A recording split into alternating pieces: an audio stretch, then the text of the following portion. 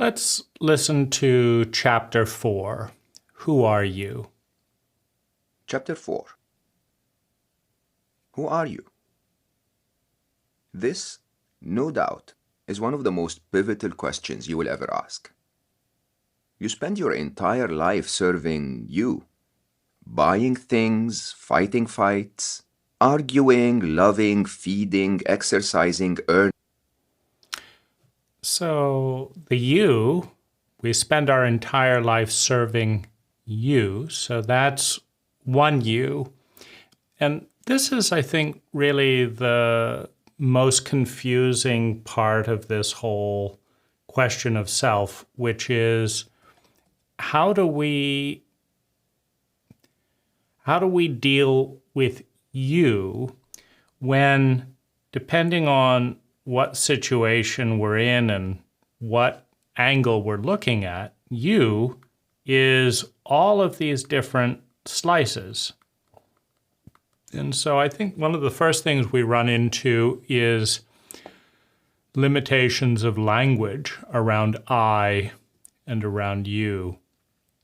Which you are we talking about? So when he says you spend your entire life, which you?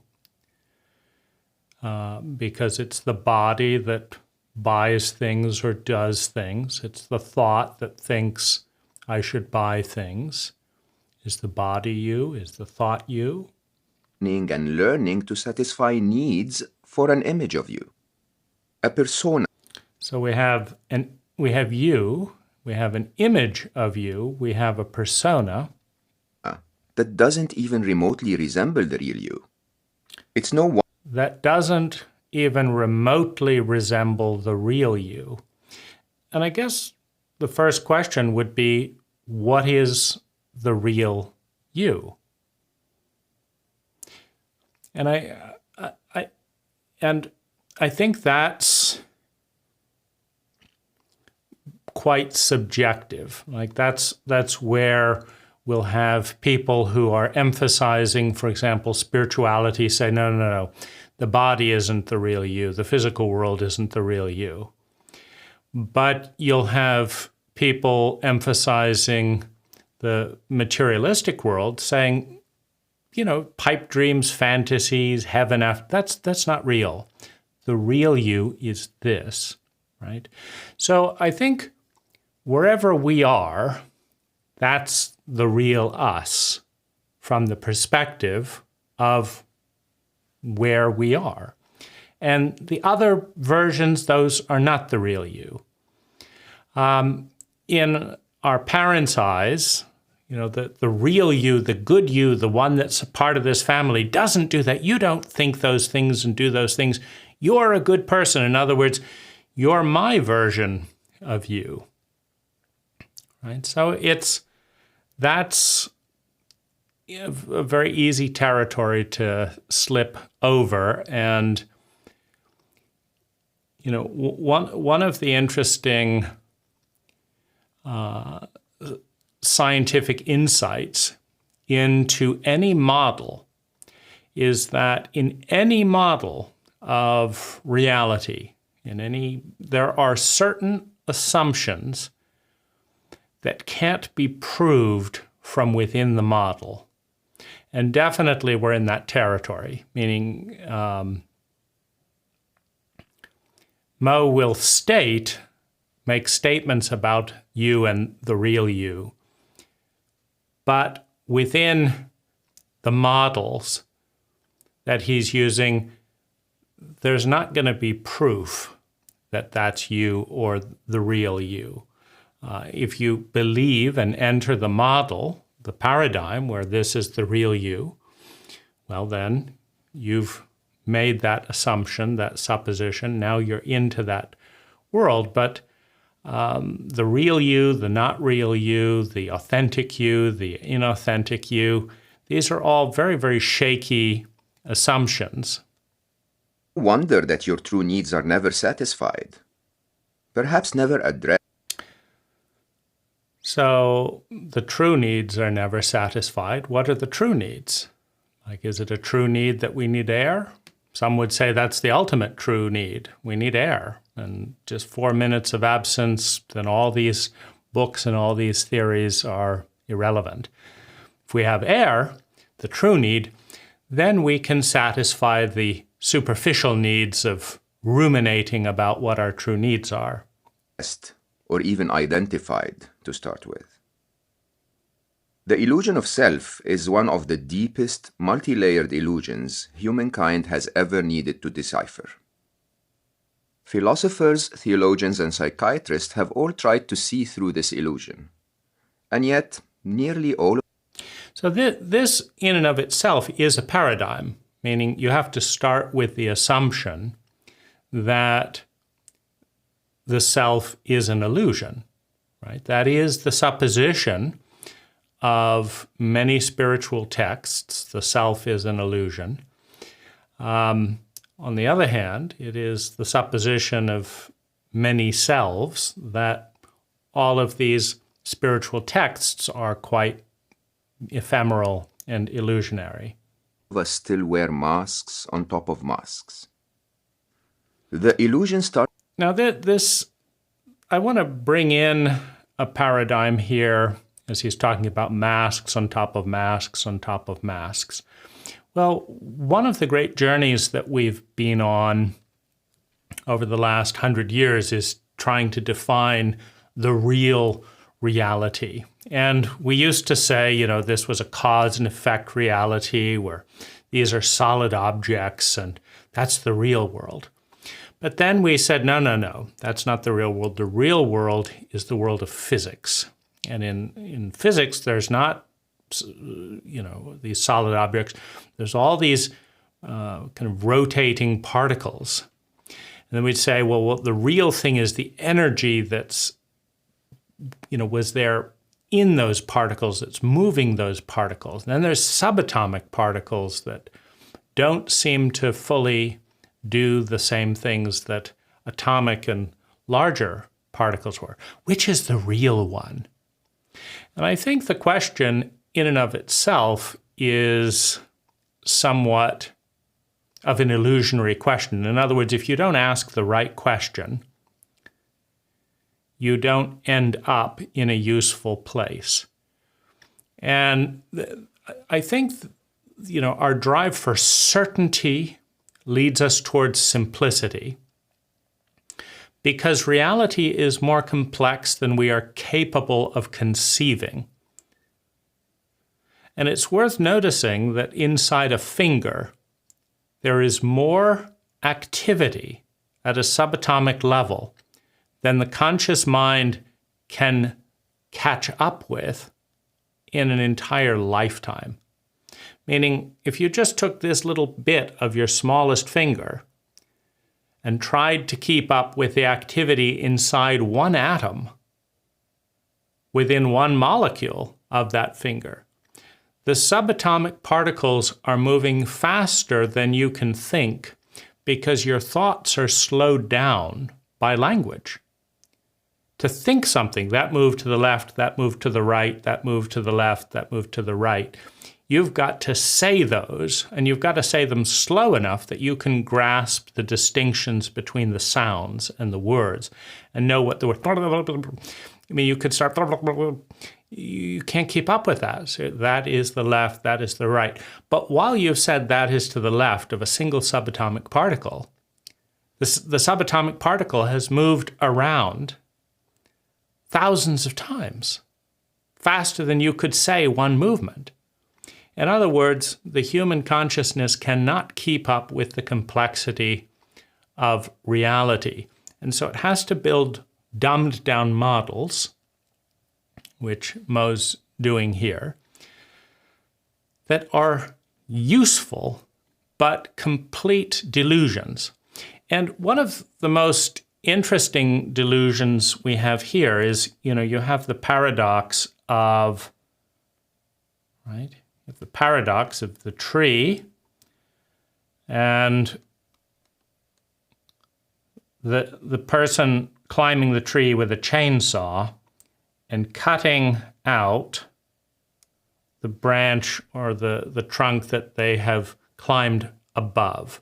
So they've climbed up on this trunk, they're up here, and they're cutting out the substance, the matter from under them. And of course, they will fall with the successful cut. In fact, they wouldn't even have the leverage to make the cut if they weren't holding on to something they're cutting.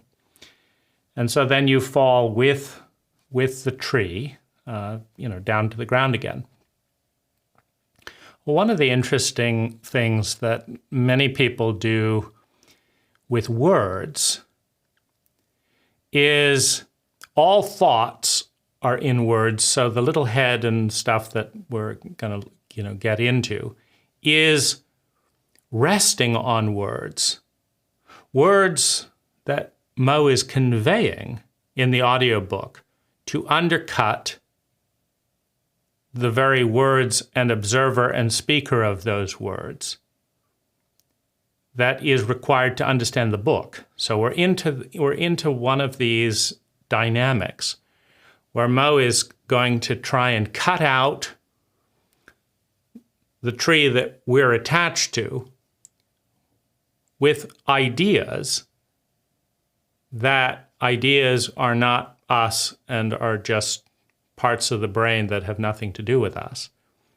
But if it has nothing to do with us, why do we need those ideas to understand Mo's book and understand the premise that the words are not us? Right? So so I think one of the things that we're on a little bit of a hunt for the true and authentic self down, through all the way to the smallest subatomic particles that we were in physics to find what was the real matrix of reality. And what we find is just patterns within patterns within patterns, masks within masks within masks of energy that you can follow it down or you can follow it up. But if each pattern that you unwrap is an illusion and not real, and then the next that conceals another illusion that's not real, at what point is it a useful journey? And I think that, what Mo is saying is useful to a point if you ignore the irrationality and the paradox and take more control of thinking. It's a useful series of illusions. But anyone who's talking is just creating shapes and illusions that are contending with other shapes and other illusions, some of which lead towards sustainable well-being and others don't. But the ones that lead to short-term suffering often lead to long-term well-being. And the patterns of energy that lead to short-term well-being often lead to long-term suffering, right? And so timescapes are important in this cycle of well-being. Are we creating immediate well-being and long-term suffering, or are we creating long-term well-being and short-term suffering, or somewhere in between? The sense of scale, there's a cycle, there's an outflowing of energy and an inflowing of energy, and some of those cycles take seconds, some of them take minutes, some of them take hours, some of them take years. You can think of a retirement fund. I'm going to invest in the future. So in 50 years, this is going to create a lot of well-being. But right now, God, it's tough. You have other things like buying something with a credit card where it feels great until the bill comes, and then it creates a lot of suffering for the next year or so until you pay off the bill. With the belief that you are your physical form. A layer deeper, you identify with a persona that is nothing like you, your ego. And then, at the deepest layer, you get deluded. So you can identify with your form, define yourself as the form. You can define yourself as your persona that has nothing to do with your form. I would disagree. I would say that people who are not insane, their persona does have something to do with their form. Meaning my persona, my pattern of thinking, feeling, speaking, doing, and being, is expressing itself through a form. About your place in the world. Like a Russian matryoshka doll, who you really are is hidden beneath layers of illusions that should be uncovered one by one. So this there, I think, is a wild goose chase. I think a more useful way of saying it, like, so let's take that Russian doll. So we have, right, we have the outer layer, then we have the inner layer, we have the inner layer, we have the inner layer, the inner layer. Now, let's just assume that we took Russian dolls all the way down to the subatomic particle, to a point where we can't see it. Now, usually the Russian dolls end about this size, but let's say we go down this side, this side, this side, this side, this side, this side, this side. And now the doll is invisible. We can't see it, we can't register it, we can't feel it, we can't hear it, we can't see it, can't smell it. But there's still a Russian doll that could be smaller than that, right? Not that can be created with our level of machinery, but let's just say we create Russian dolls with the things used to create supercomputers and chips, right? That they're down at the atomic level, you know, moving things around, creating these chipsets. Let's say you use that to create an image of a Russian doll and then a smaller one. First of all, you can spend an entire lifetime removing, saying, okay, that's the illusion. Now there's this one, you know, that's the illusion. Now that's the illusion, that's the illusion. Now you're down to the invisible level. What have you gained from that is the first thing. The second thing is, who says, like, the doll is made out of wood in this case, you know, you have matter, you have energy. Thoughts do register in the brain. You know, there's an energy, electricity, there's, you know, different neurons, etc. But who's to say that the first layer of you isn't more you than the smaller, right? So there we're dealing with an assumption. So why don't you start at the bottom and say that, okay, this subatomic particle is you, but then the real you is bigger than that, and then the real you is bigger than that, and the real you is bigger than that, the real you is bigger than that. And then you end up with a giant doll, the biggest Russian doll that you can build. Or you end up with, you know, you can build up a model of self where you are the universe because you're innately connected to the universe. Who's saying we should start with the big layer and go to the small? And who's saying that the smaller the pattern is, the more real it is, as opposed to the bigger the pattern, the more real it is? Well, Mo's saying that, but reality is not saying that. There's nothing innate in reality that says that the biggest Russian doll is less you than the smallest Russian doll. You could say it's more you because there's more of it. If you look at the amount of wood that's in the largest Russian doll, rather than the amount of wood in the smallest Russian doll, you could say that the biggest Russian doll is 10 times more you than the smallest one, if we're going to use that analogy. So this is another, you know, just we run with these assumptions, and at some point it doesn't matter. Meaning, if you end up in a better place as a result of all these kind of assumptions, many of which make no sense or are contradictory, then that's great. That's what matters. But the attempt is to treat well-being and the psyche as an engineer focusing on data. And I think that's, again, why? Why do that? Well, generally speaking, engineering is more successful than superstition, than myth, right? You have a myth of this and that and the other, but myths are not good at building bridges. You have superstitions, build the bridge on the fourth day of the fourth moon for good luck.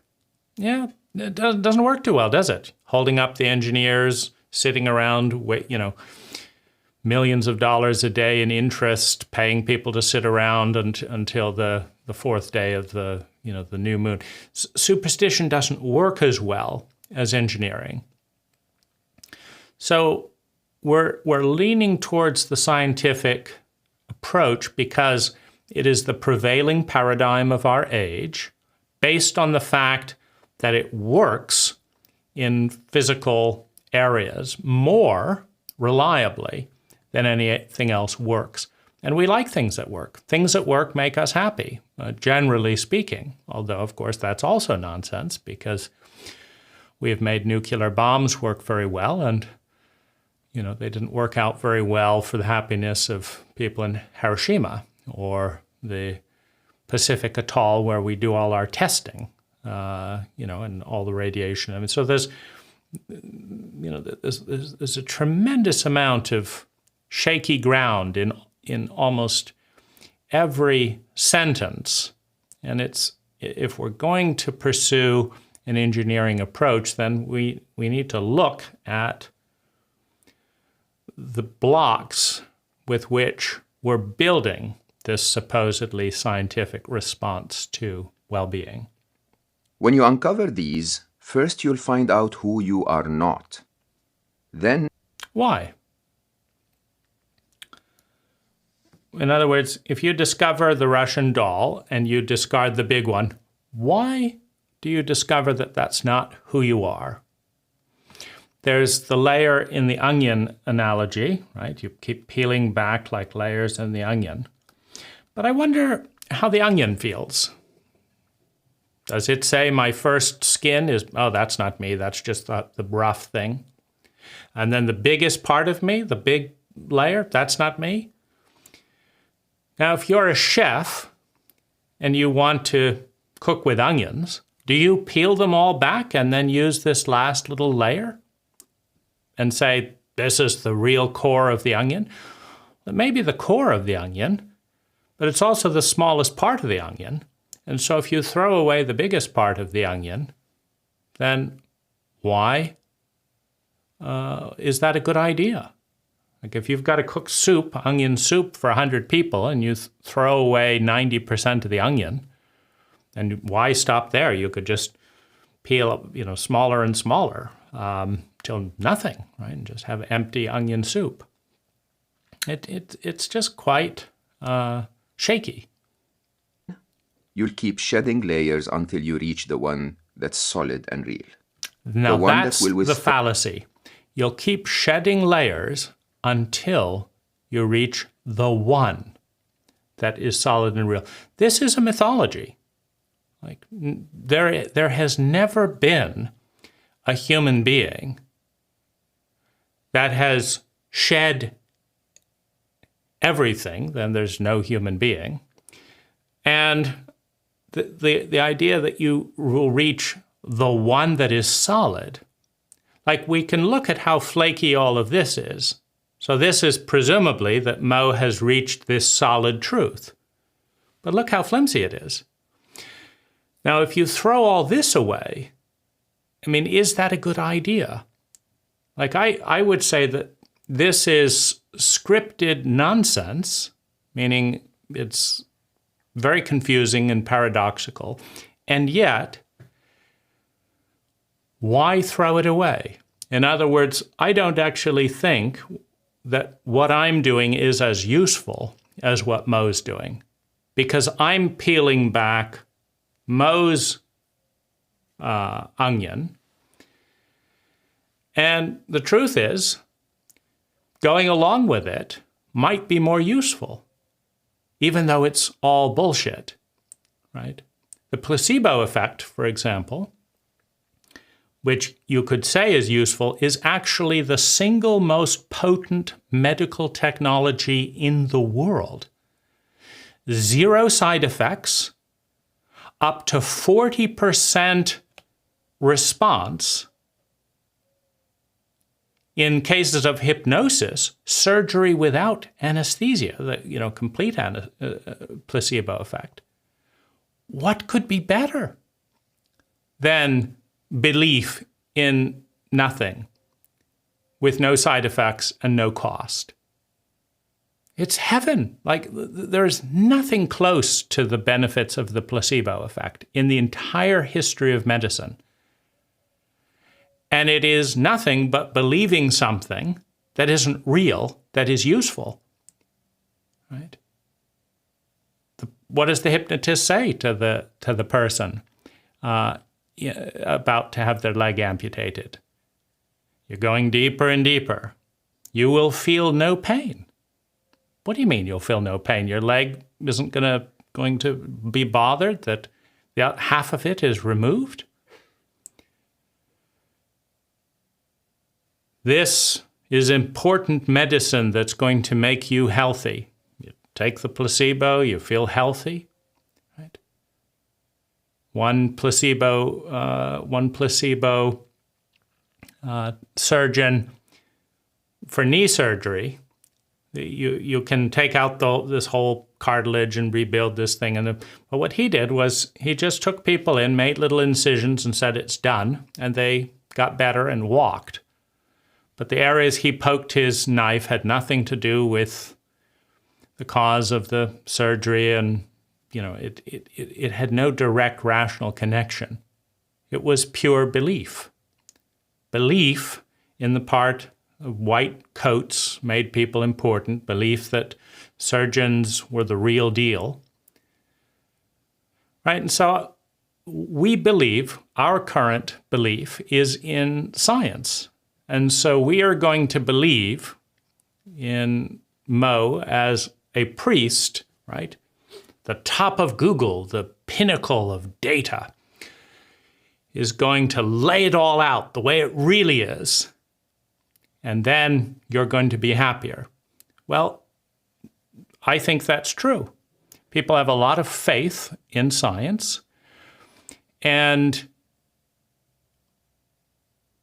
Mo is quite popular in part on that basis. Meaning, if Mo was poor and was not a scientist and did not speak English and wasn't talking in rationalistic terms, because usually you have to differentiate yourself from mysticism and superstition, right? In order to, I'm not part of that bullshit, right? Because that was placebo effect from another time.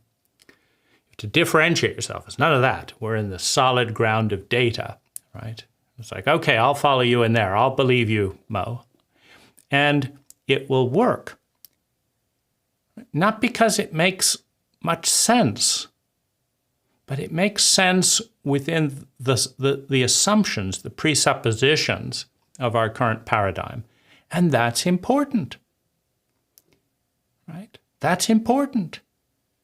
If you and I look at a statistical data sheet and it says that 99% of the people who drink arsenic die, and 99% of the people who eat vitamin C get healthier,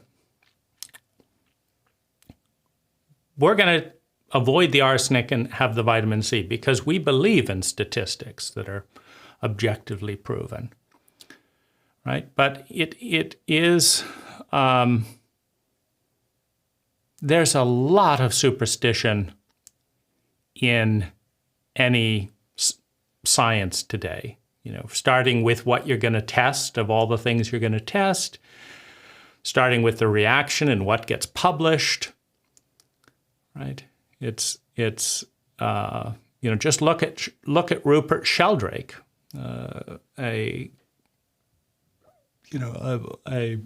scientist in one of the leading British universities. He's just not going along with the current norm, the current status quo. And there is tremendous superstition in the antithesis to his arguments. And it's very difficult to go against the prevailing dogma, even with data, right? Because the data that gets funded is all data that supports the prevailing dogma, because the people at the top of the prevailing dogma are funding that which they believe, and they believe what they're already doing, right? And so that you accumulate more supportive data for those types of things, and you don't accumulate data for these types of things, for the opposite.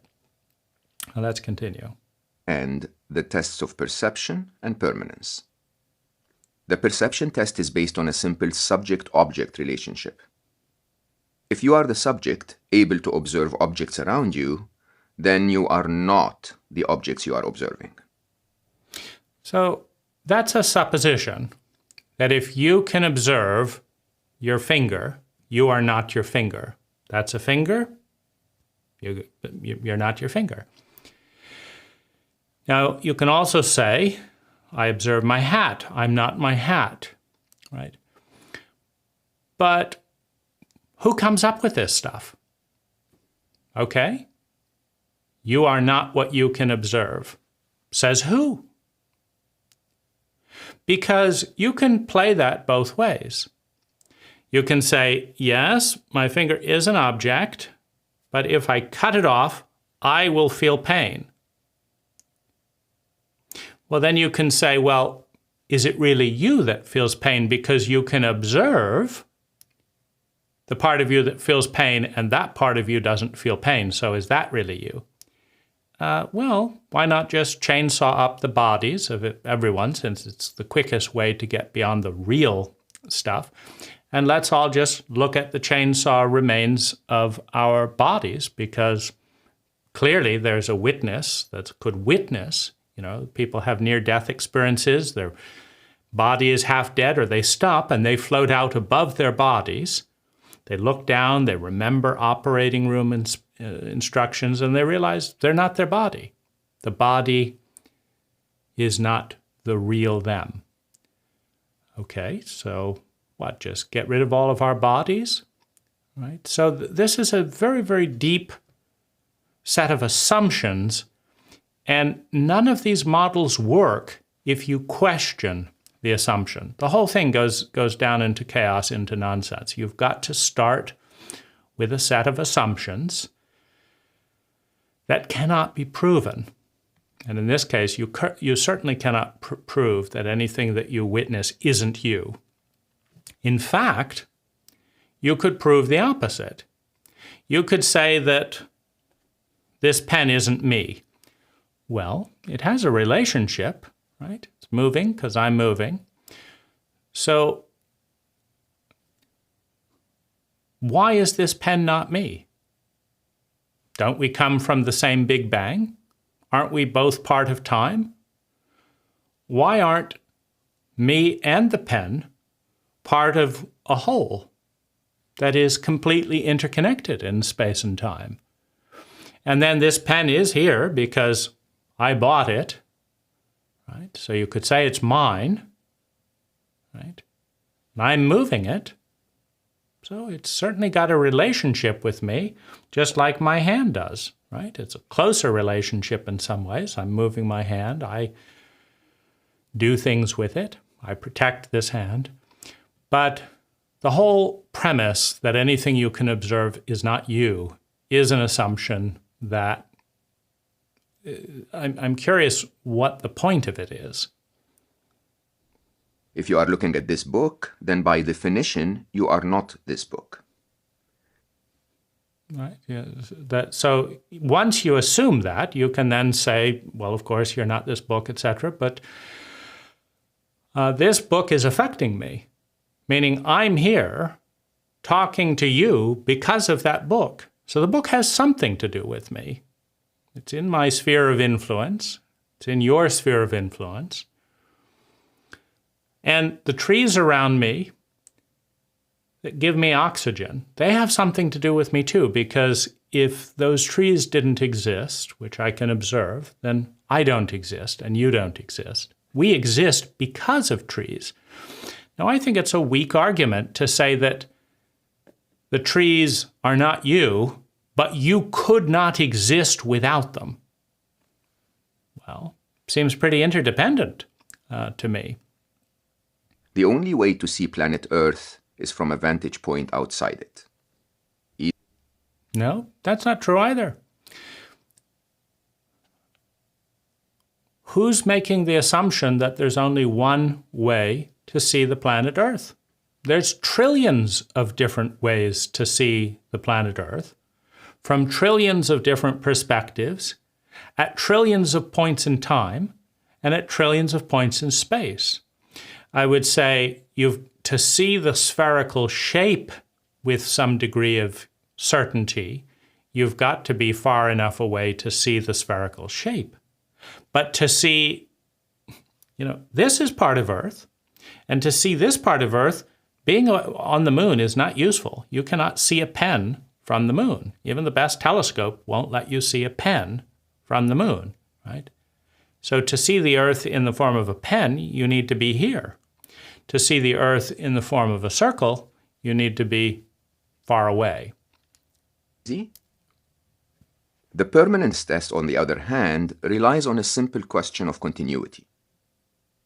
If a quality or a description that you can associate with yourself changes, while you otherwise remain unchanged, then that quality isn't you. So that's a huge assumption. And I think using a permanence test to verify anything is problematic because nothing is permanent.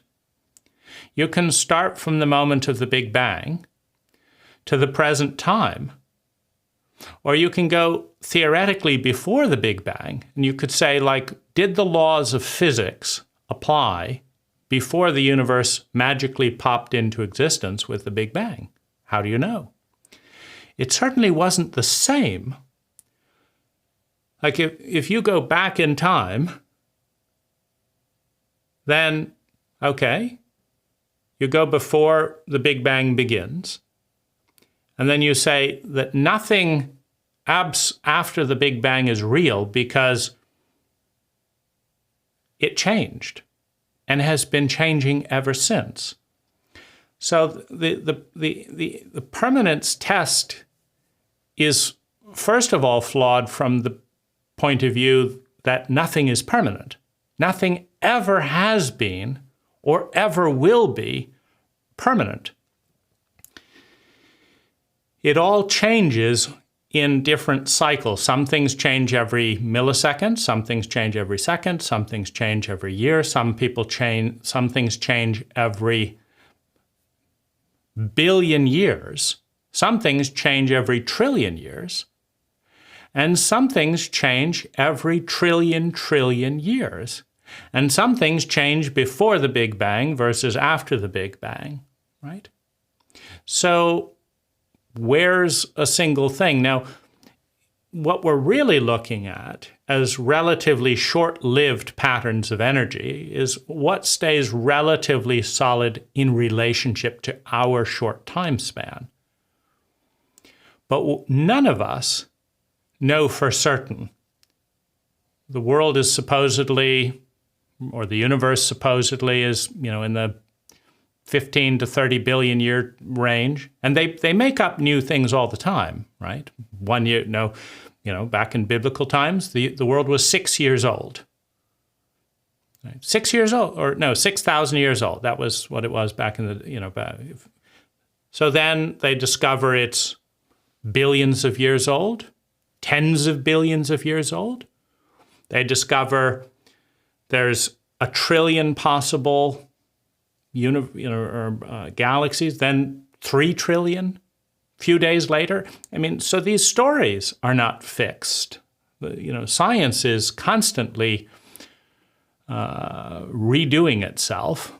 We're seeing a huge dynamic of that with geology, right? Göbekli Tepe has ruined the whole model that primitive people were there around 6,000, 7,000 years ago, and then the only evolved people have come in the last 4,000 or 5,000 years, right? So it's just ruined things. So they're clinging to their dogma because it was stable for a few decades, and now it's being ruined. So I would say if anything stays the same, it's an illusion because nothing does. Permanence does not exist. You were once a teacher and now you are a writer. Then those are changing states, and neither is the permanent you. Well, yeah, they're not the permanent you, but which is? I guess the body is always changing, so that's not you. Your philosophy is always evolving. Mo had a philosophy, when he was in his 20s, and it didn't work. Mo had a philosophy that said that getting material things and being successful was going to make him happy. That was his philosophy. And it failed. And so he changed his philosophy, and this is his new philosophy. So, in other words, this is not real. What Mo is saying today isn't real because he changed it from what he said before. But I would say the exact opposite. I would say that it is evidence that Mo is real because he is growing, and all reality grows.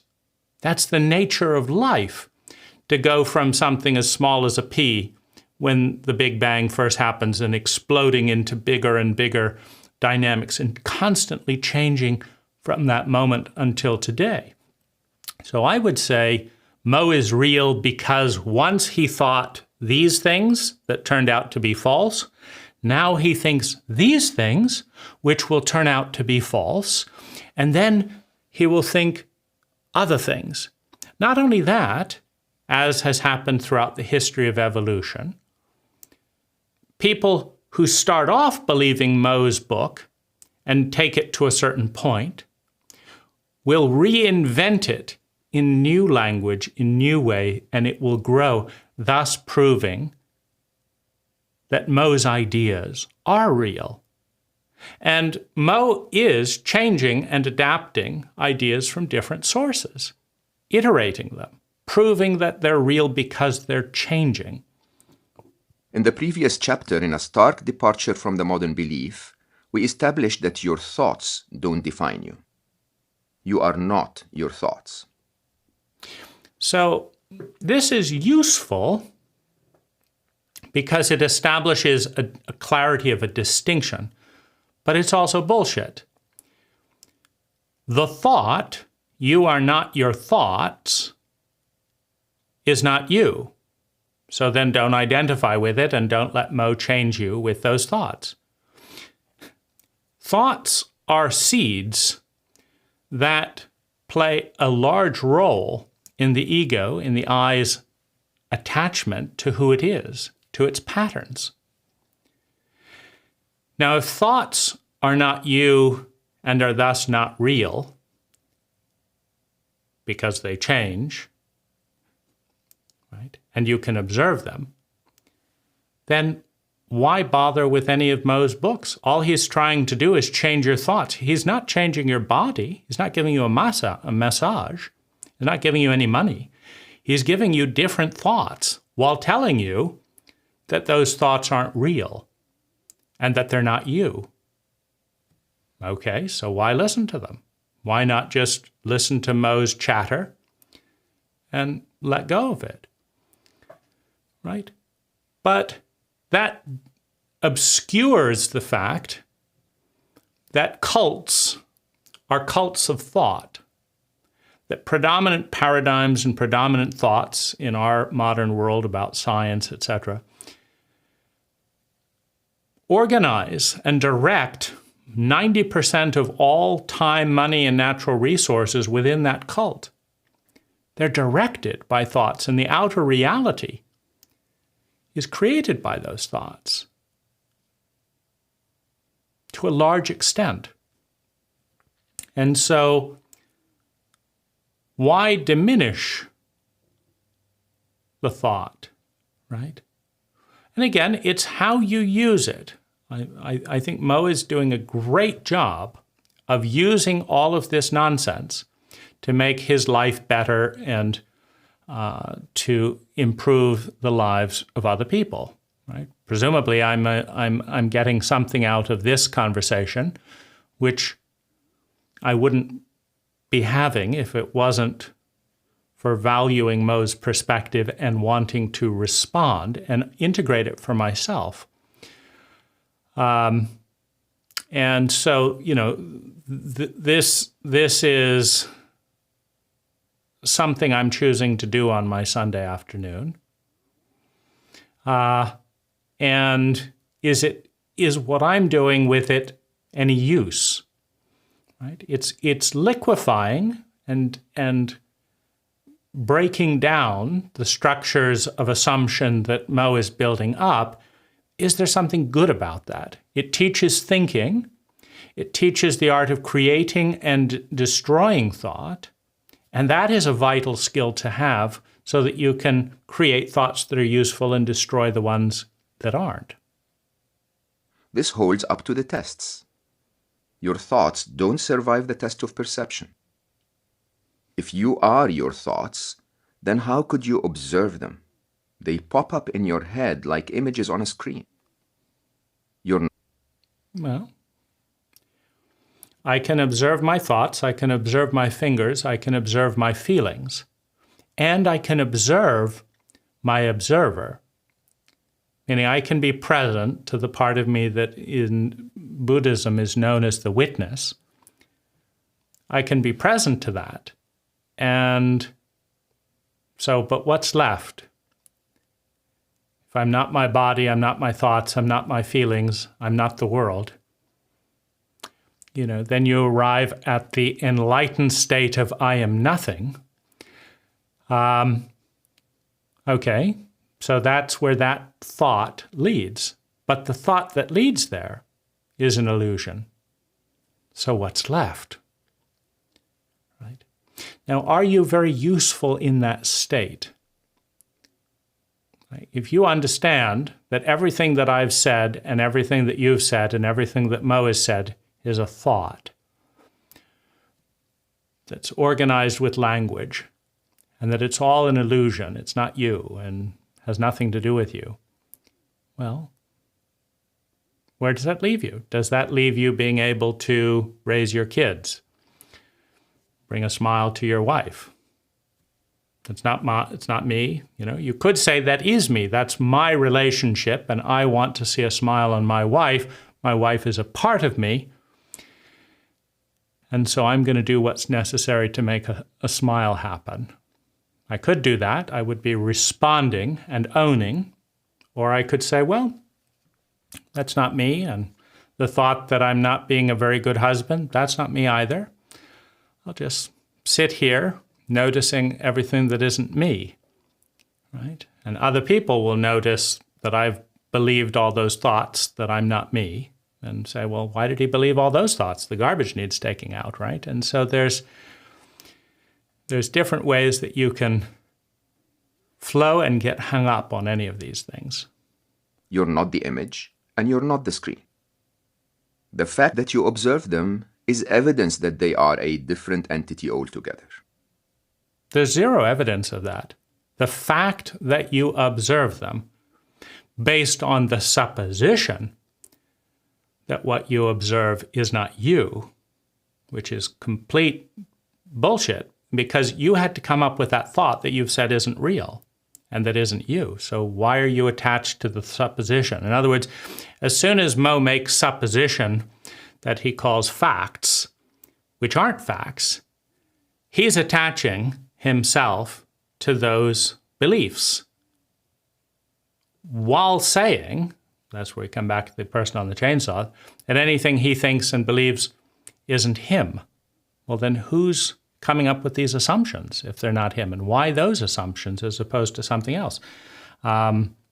Is it useful to pretend that he's not involved in setting the core assumptions of his entire life? I don't think so. I think it's very useful for him to own that he's involved with that they're his thoughts. Neither do your thoughts survive the test of permanence. You don't Nothing stop does. existing in the few brief moments you manage to stop thinking.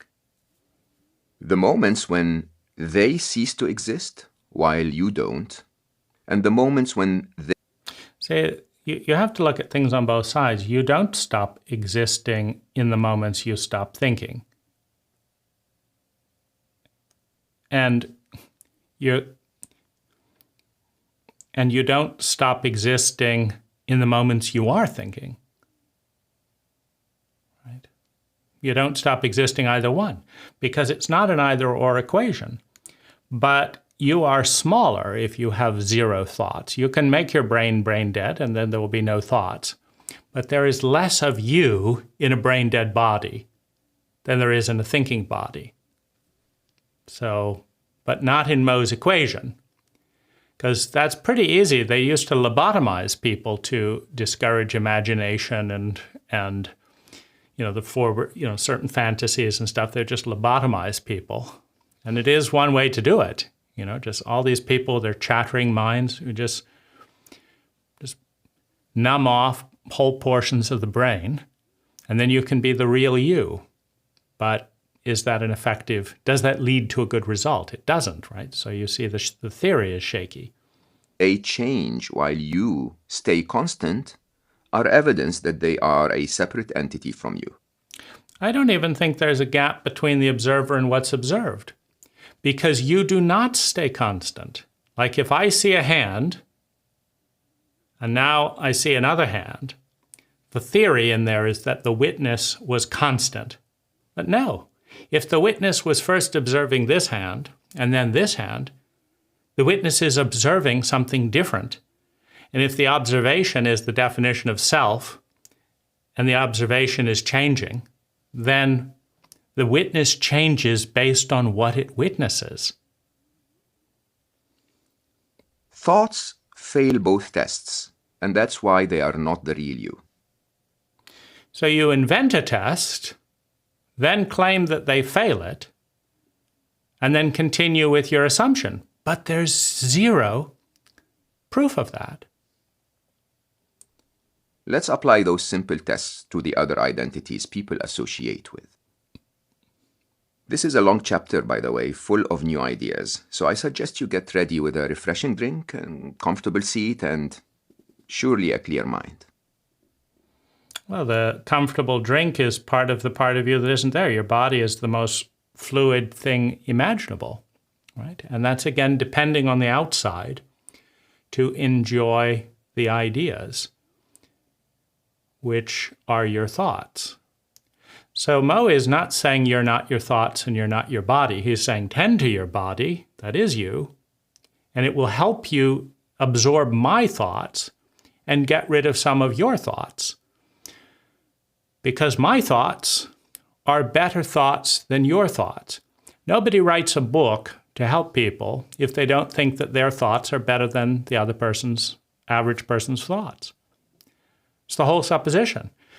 If you write a book and say, here, buy my book, I have worse ideas than all of you, and if you adopt my ideas, you will suffer,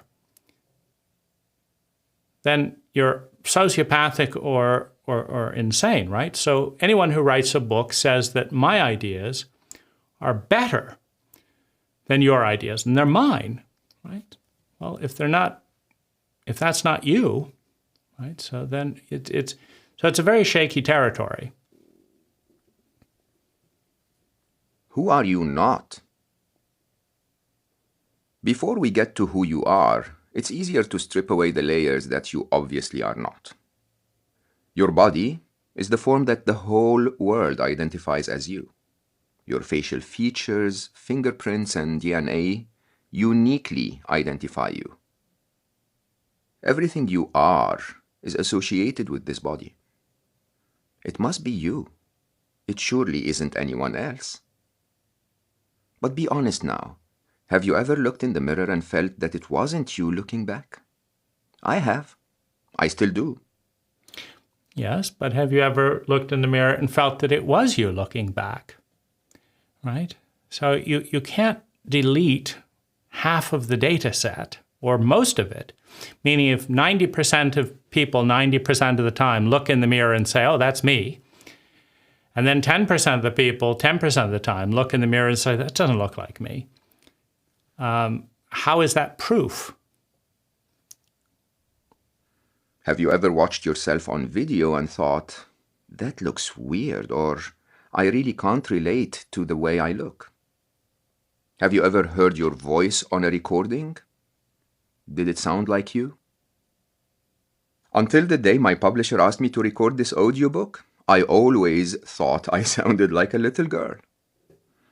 They all laughed when I said that because it turns out I have a reasonably deep voice.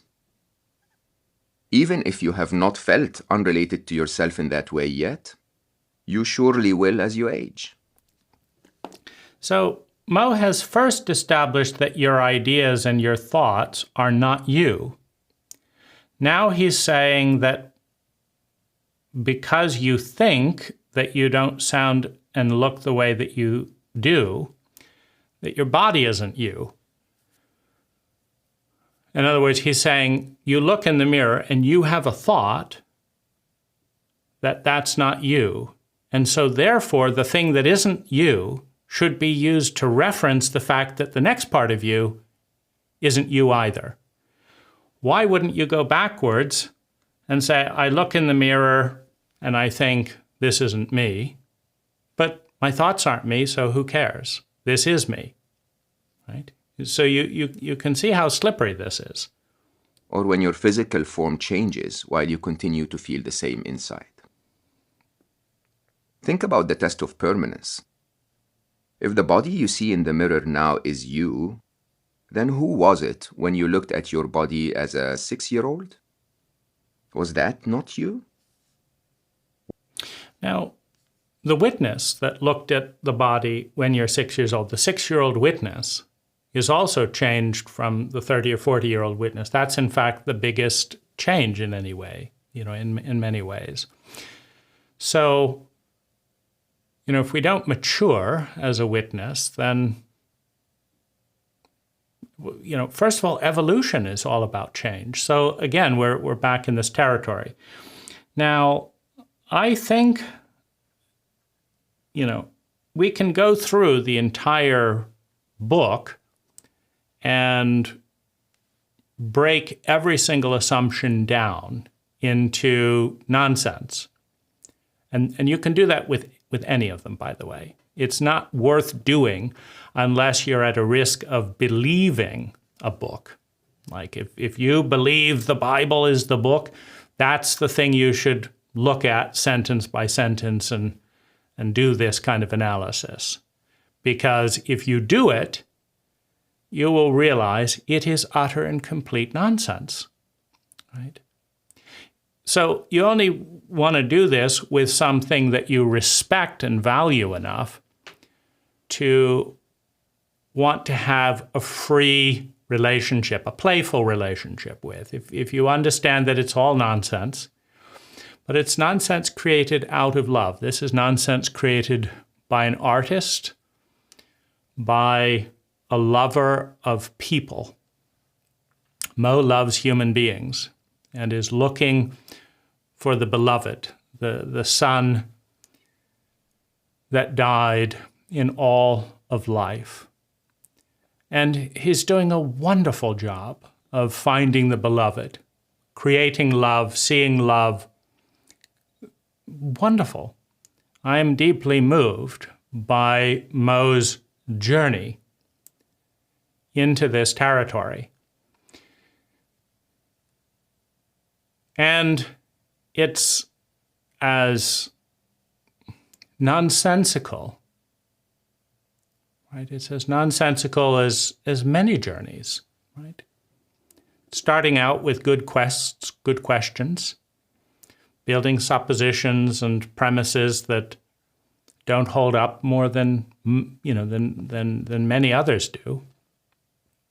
It's also normal in a psychologically illiterate culture that the that the arguments and logics are far more absurd than saying that gravity is a constant that does this, and because of that, we can expect this. That's a lot harder to shake than the self is impermanent, and if it changes, it's not you.